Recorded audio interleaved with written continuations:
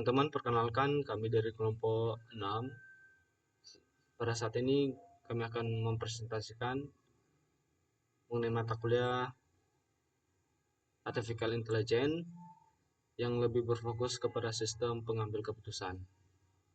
Saat ini kami akan masuk pada materinya. Di sini kita akan masuk pada manajemen support system yang lebih berfokus pada suatu proses mengambil keputusan. Di sini terdapat beberapa konsep pada manajemen support system. Yang pertama sini ada Decision Support System atau DSS, seperti sistem yang membantu pengguna dalam mengambil keputusan dengan cara menganalisis data dan informasi yang lebih relevan. Berikut ada Group Support System atau GSS atau termasuk dalam DSS, yaitu Group Decision Support System yang membantu grup dalam mengambil keputusan dengan cara berbagai informasi dan data yang relevan, serta menganalisis data dan informasi dalam khusus untuk membantu grup dalam mengambil sebuah keputusan. Executive Information System atau AIS, seperti pengambil keputusan dengan cara menyajikan informasi yang relevan dan akurat. Nah, AIS ini dapat membantu eksekutif dalam membuat suatu keputusan yang lebih cepat dan efektif. Expert System atau ES.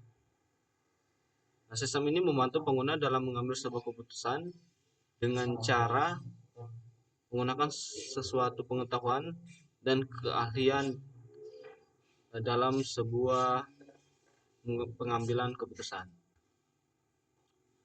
Artificial Neural Networks atau IAN adalah sistem yang membantu pengguna dan mengambil keputusan dengan cara menggunakan jaringan saraf atau tiruan, atau juga sebagai membuat suatu keputusan yang lebih akurat dan efektif.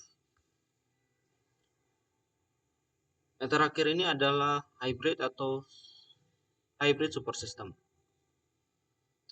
Nah, hybrid support system ini dia menggabungkan beberapa jenis sistem support di atas seperti DSS, GDSS, AISS, AS, dan ANN. Nah, dengan beberapa jenis sistem ini, pengguna lebih dalam menggunakan sebuah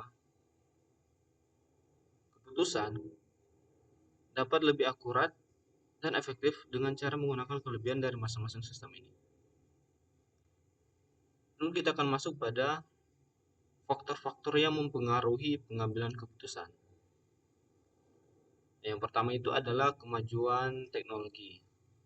Nah, dalam kemajuan yang teknologi ini, sekarang itu teknologi lebih cepat yang dapat mempengaruhi suatu pengetahuan keputusan dengan memberikan yang lebih banyak pilihan. Itu ada kompleksitas yang meningkat. Nah, kompleksitas yang meningkat ini dapat membuat sebuah keputusan yang menjadi lebih sulit dan memerlukan analisis yang lebih mendalam. Berikut itu ada persaingan.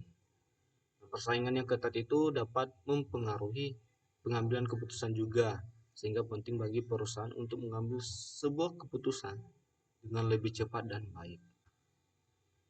Biaya kesalahan yang lebih tinggi. Nah, dalam biaya yang lebih tinggi ini memang membuat pengambilan keputusan ini menjadi lebih lagi berhati-hati dan memerlukan analisis yang lebih mendalam. Ini ada ketidakpastian pasar internasional. Nah, dalam ketidakpastian pasar internasional ini, perusahaan untuk lebih fleksibel dan adaptif lagi. Kita ada intervensi pemerintah. Nah, dalam intervensi pemerintah ini dapat mempengaruhi pengambilan keputusan dengan mewajibkan perusahaan untuk mematuhi peraturan dan kebijakan yang berlaku. Sekarang kita masuk pada konsumerisme. Konsumerisme ini lebih tertuju kepada sesuatu pengambilan keputusan. Dan kita masuk pada 3 fase proses dalam pengambilan keputusan. Yang pertama itu adalah intelijen atau mengidentifikasi kondisi yang memerlukan keputusan atau situasi di mana keputusan perlu dibuat, atau kita perlu mengumpulkan informasi yang akurat dan relevan tentang situasi kita saat ini. Nah, tujuan dari intelligence ini memahami suatu masalah atau peluang dan menentukan tujuan yang ingin dicapai. Nah, desain atau mengembangkan dan menganalisis solusi yang mungkin.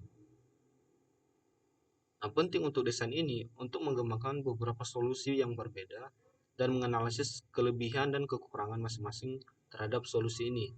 Nah, dengan tujuan mengembangkan beberapa opsi, solusi yang layak, dan memilih opsi yang terbaik juga. Kedua pilihan atau memilih solusi yang terbaik. Nah, sebagai pilihan, kita juga harus memilih solusi terbaik dalam kriteria yang diberikan. Nah, tujuan dari pilihan ini untuk memilih dan menerapkan opsi solusi yang terbaik. Proses pengambilan keputusan. Proses pengambilan keputusan ini terdiri dari terstruktur atau masalah rutin dan berulang dengan solusi yang standar, atau sesuatu keputusan terstruktur sebagai pengambilan keputusan yang membutuhkan waktu yang sama dan tindakan untuk setiap keputusan tertentu. Juga ada tidak terstruktur atau masalah kompleks tanpa solusi yang jelas. Artinya di sini sebagai proses pengambilan keputusan yang tak terstruktur yang tidak membuat suatu solusi kemajuan sehubungan dengan satu atau sejumlah masalah yang kompleks dan tidak memiliki penyelesaian di awal suatu proses.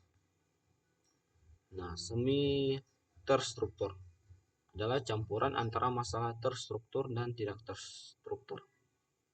Ini di sini sesuatu proses pengambilan keputusan yang melibatkan antara kedua proses ini. Nah, semi terstruktur ini biasanya digunakan untuk membuat sebuah keputusan yang memiliki banyak suatu elemen rutin di beberapa elemen kompleks. Sekarang kita masuk pada Decision Support System atau DSS.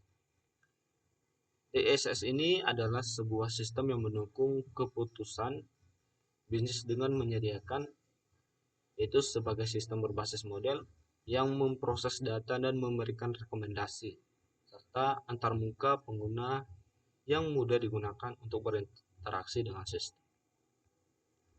Nah, berikut ada syarat-syarat dalam Decision Support System. Yang pertama itu adalah sederhana. Nah, Decision Support System ini harus juga dapat dikontrol dengan mudah oleh pengguna. Oleh karena itu, hal ini juga berarti bahwa pengguna harus dapat mengatur parameter, memverifikasi input, dan mengarahkan output dari sistem tanpa kesulitan yang ada. Rebus. Rebus ini sebagai suatu kemampuan yang menangani berbagai macam data dan situasi. Ketiga sini ada mudah untuk dikontrol. Nah, suatu sistem pendukung keputusan juga kita juga harus mudah dikendalikan oleh pengguna. Artinya pengguna juga harus dapat dengan mudah mengatur parameter sistem dan mengubah masukan dan mengontrol keluaran. Mudah beradaptasi. Berhubungan dengan beradaptasi dengan perubahan lingkungan yang bisnis ini, suatu sistem juga harus mampu merespon perubahan data, perubahan proses bisnis, dan perubahan kebutuhan pengguna. Tidak ada kelengkapan. Dalam suatu sistem pendukung keputusan, kelengkapan juga mampu memenuhi kebutuhan banyak pengguna. Artinya di sini sistem kita juga harus merespon perubahan data, perubahan proses bisnis, dan perubahan kebutuhan pengguna. Terus ini ada user friendly. Nah, artinya di sini atau ramah terhadap pengguna. Nah, artinya di sini sistem juga harus memiliki antarmuka yang intuitif dan mudah dipahami sehingga kita dapat dengan mudah digunakan bahkan oleh pengguna non teknis. Berikut untuk penjelasan mengenai karakteristik dan kemampuan dari decision support system nanti akan dijelaskan oleh teman kita, Mas Loman. Baik, poin selanjutnya yakni karakteristik dan kemampuan DSS. Yang pertama itu ada semi struktur decision atau DSS mendukung pengambil keputusan terutama dalam situasi semi terstruktur dan tidak terstruktur dengan menggabungkan penilaian manusia dan informasi berbasis komputer. Pendukung keputusan menyediakan dukungan bagi pengambil keputusan utamanya dalam situasi semi terstruktur dan tidak terstruktur dengan memadukan pertimbangan manusia dan informasi terkomputerisasi. Berbagai masalah tidak dapat diselesaikan atau tidak dapat diselesaikan secara memuaskan oleh sistem terkomputerisasi lain, seperti ADP atau MIS, tidak juga dengan metode atau tool kuantitatif standar. Yang kedua itu ada for manager at different levels.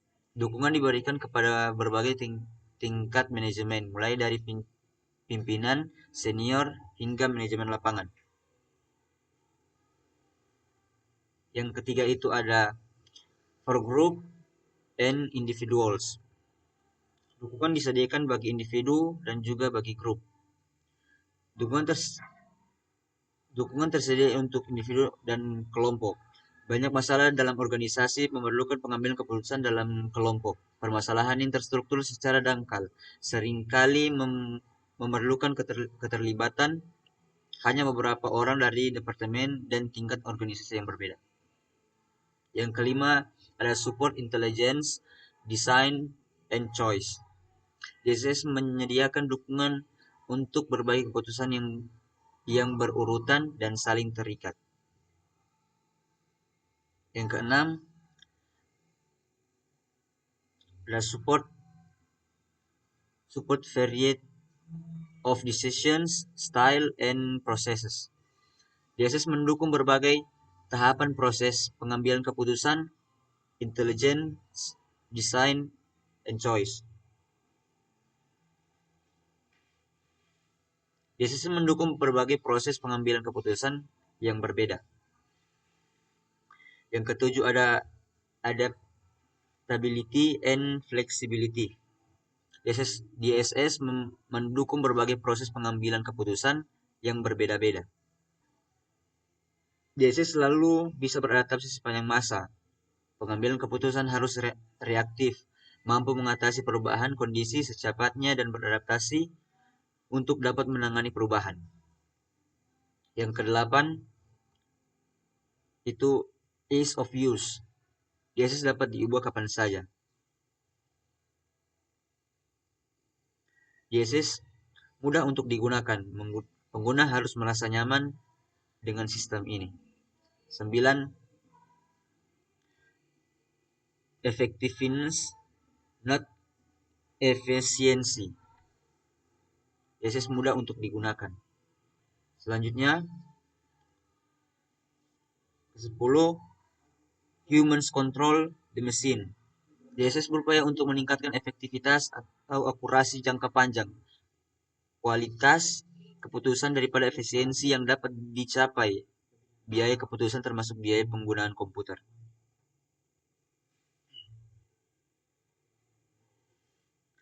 Pengambilan keputusan secara komprehensif, mengontrol seluruh langkah proses pengambilan keputusan dalam pemecah masalah.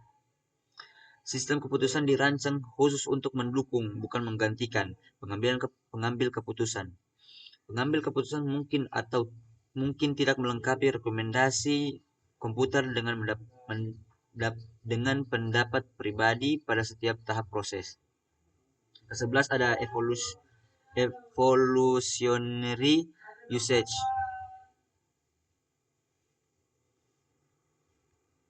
Pengambilan keputusan mempunyai kendali penuh atas setiap langkah proses pengambilan keputusan ketika memecah masalah. Sistem pengambilan keputusan mengarah pada pembelajaran, artinya dalam proses pengembangan berkelanjutan dan peningkatan pengambilan keputusan, persyaratan baru dan perbaikan sistem mengarah pada pembelajaran tambahan dan lain-lain. Selanjutnya, ada ease of construction.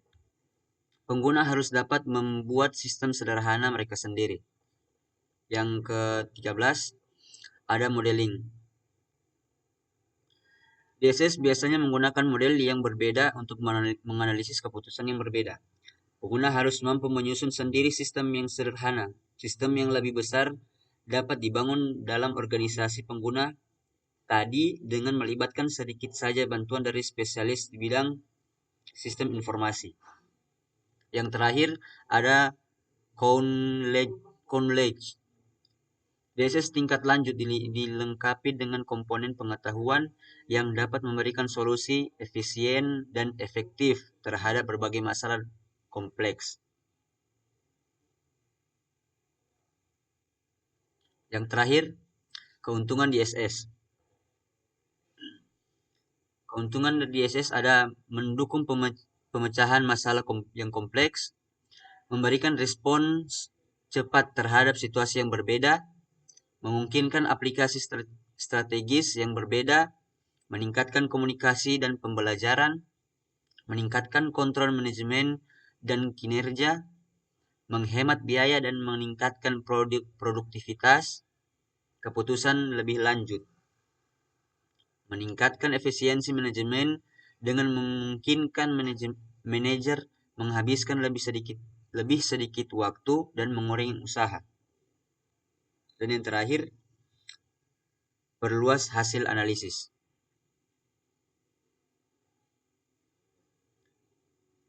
Poin selanjutnya akan dilanjutkan oleh teman saya Israel. Oke, saya akan melanjutkan pembahasan dimulai dari komponen DSS. Yang pertama ada data manajemen.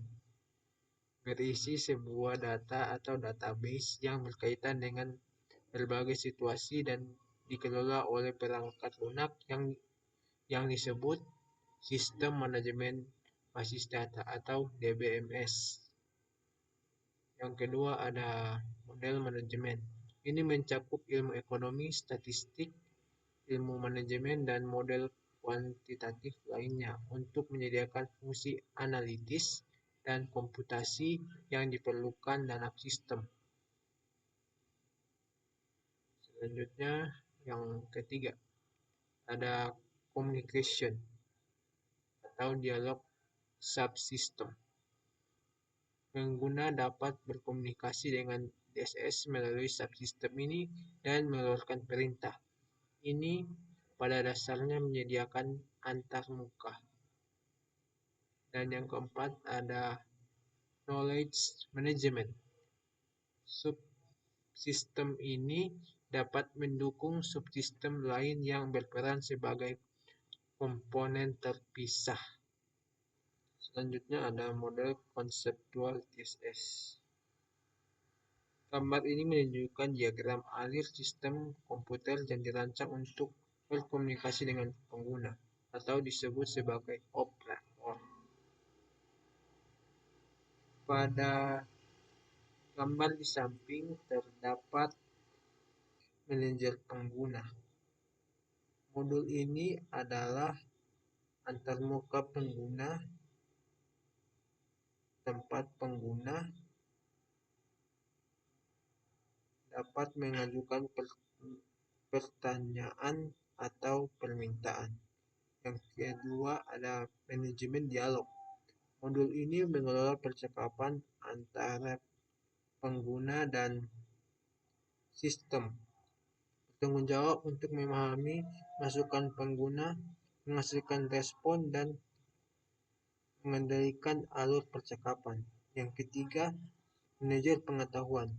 Modul ini menyimpan dan mengelola basis pengetahuan sistem, bertanggung jawab untuk menyediakan informasi dan aturan yang diperlukan sistem untuk menanggapi permintaan pengguna. Yang keempat, manajemen data. Modul ini bertanggung jawab untuk mengakses dan mengelola data yang diperlukan sistem. Data ini dapat berasal dari berbagai sumber seperti database internal, database internal, basis data eksternal, atau sistem lain. Yang kelima ada manajemen model. Modul ini bertanggung jawab untuk mengelola model-model yang digunakan sistem untuk menafsirkan data dan menghasilkan respons. Model-model ini dapat berupa model statistik, model linguistik, atau model berbasis aturan. Yang keenam ada other computer-based system. Sistem yang dapat berinteraksi dengan sistem lain. Yang ketujuh ada data. Data yang digunakan oleh sistem dapat berasal dari sumber eksternal seperti basis data, dokumen, atau data web, atau dari sumber internal seperti log sistem atau riwayat interaksi pengguna. Kesimpulan, materi AI di atas menjelaskan pentingnya sistem pendukung keputusan atau DSS dalam pengambilan keputusan bisnis. DSS membantu meningkatkan efisiensi dan efektivitas pengambilan keputusan dengan mempertimbangkan berbagai faktor yang mempengaruhi pengambilan keputusan. Karakteristik dan kemampuan DSS menjadikannya alat yang efektif dalam pengambilan keputusan. Sekianlah presentasi kami dari kelompok 6 mengenai materi AI, dan terima kasih.